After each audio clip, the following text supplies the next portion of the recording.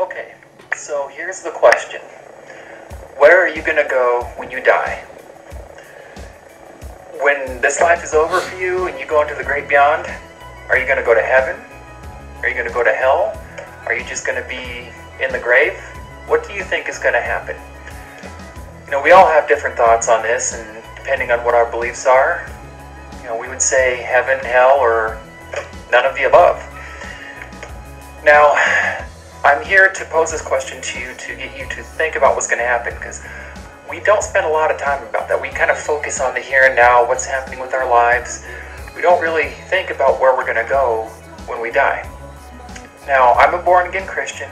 I got saved 10 years ago, and part of the way that happened was God started helping me to just think about these things, about where am I going to spend an eternity. And these thoughts started coming to mind. I didn't have to grow up in a Christian family. I didn't have to be influenced. This just started naturally happening, and I can only attribute that to God. Now, I don't know you, Hexxx, and I'm not going to go as far as to call you a liar, but even if we do assume that someone or something was putting these thoughts in your head, what makes you think that it's the Judeo-Christian God? Why couldn't it be Zeus? Buddha? Odin? Why do you discount any of these other gods that could possibly put these thoughts in your head? What makes you think that it has to be the Christian God? But what about you? What do you believe is going to happen? You may be an atheist watching this and saying, I'm just going to go in the grave when I die. There's no God, there's no heaven and hell. But are you sure about that? Now, the only way to say there's no God is to eliminate all possibilities. That means you would have to basically know everything. So, let's give you an edge here. Let's say that you know 1% of all the knowledge in the universe. Well, that's a lot. Let's say you know even just 1% of all the knowledge in the world. Well, is it possible in the 99% of information you don't know that there is proof and evidence for God? That there's cause and reason to believe in God? Well, you wouldn't know if there weren't because you don't know the 99%. Do you see the point? Now, I can't say I do see your point, Hexxx, mainly because you haven't made one. The problem with this is that if we assume that your logic is correct, which it isn't, we would have to give the same benefit of the doubt to everything, now wouldn't we? Is it possible, Hexxx, that in the 99% of knowledge that you don't have, there could be proof of dragons? What about unicorns? Leprechauns? How can you say there's 99% of knowledge we don't have and assert it as evidence for God, yet offhandedly dismiss everything else we don't technically have proof doesn't exist? What you're essentially saying is that for anyone to know anything, we need to have all the knowledge in the universe. This is just absurd. Just so you understand, Hexxx, no one is seeking the sum of all knowledge in the universe in order to conclude that there is no God. It is based simply on the fact that there is no evidence for a God. Let me put it to you another way. If I tell you that giant invisible pandas come to my house every Thursday afternoon, it would be up to me to prove that claim with evidence. Now, how much of a jackass would I have to be to say that because you don't have all the knowledge in the universe that you can't dismiss my claim and therefore my account is true? Furthermore, we would have to give the same amount of credit to every single other god there has ever been or has ever been worshipped. And by the way, Hexxx, that's estimated to be over 3,700 gods. So I'm not sure whether you intended for that to be a logical point, but you didn't make it. So, you can't really be an atheist because you can't know everything and say for sure there's no God. So technically, you would really be an agnostic. So anyway, here's the thing. What's going to happen to you when you die, and what determines that? If you're good, do you go to heaven? Well, how good would you have to be?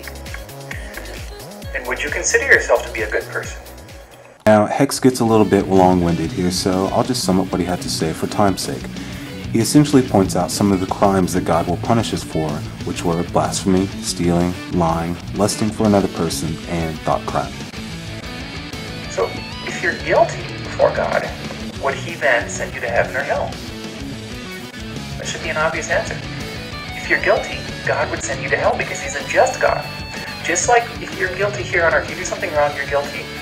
Doing good, you could work at a food bank, donate to charity, that doesn't erase your guilt. You're still guilty, and a good judge will still punish you. It's the same with God. He's a good judge. I'm sure this sounded like a great point to use in the video when you heard it in Sunday service, Hexxx, but if you get any closer to it and stop squinting your eyes so much, you'll see and smell it for the load of crap it really is. I'm not sure if you live on my planet or just live under a rock, but the last time I checked, a judge wouldn't forgive you for a crime simply by asking them for forgiveness. Is this what you consider a good judge?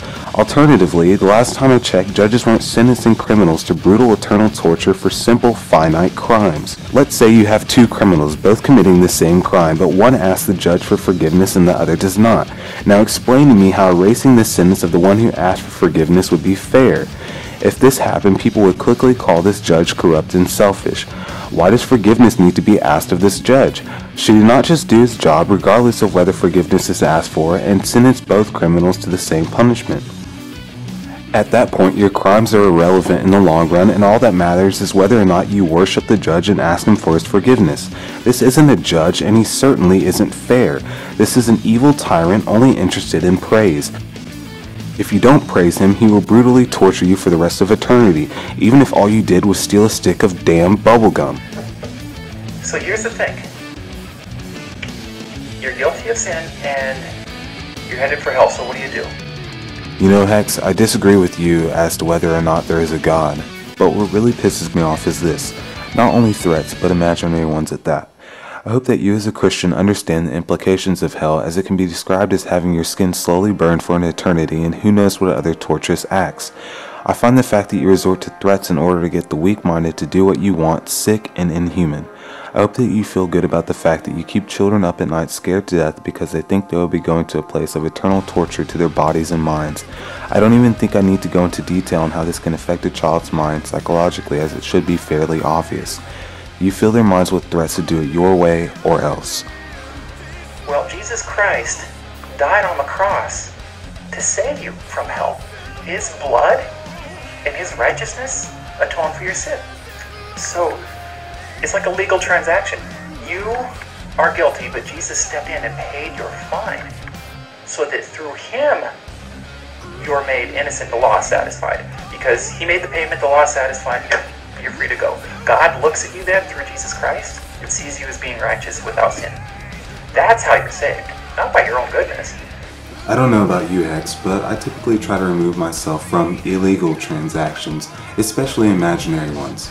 And I'm not fond of the idea that I'm being asked to pay for this when I haven't been shown any evidence that I've committed any crime.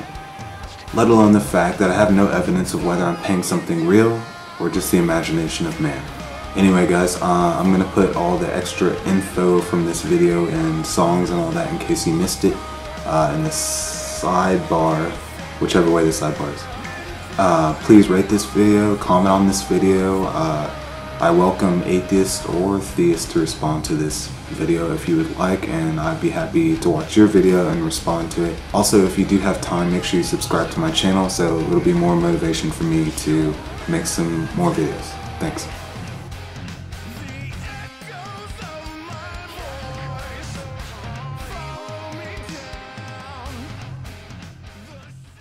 Is it possible in the 99% of information you don't know that there is proof and evidence for God? Is it possible in the 99% of information you don't know that there is proof and evidence for God?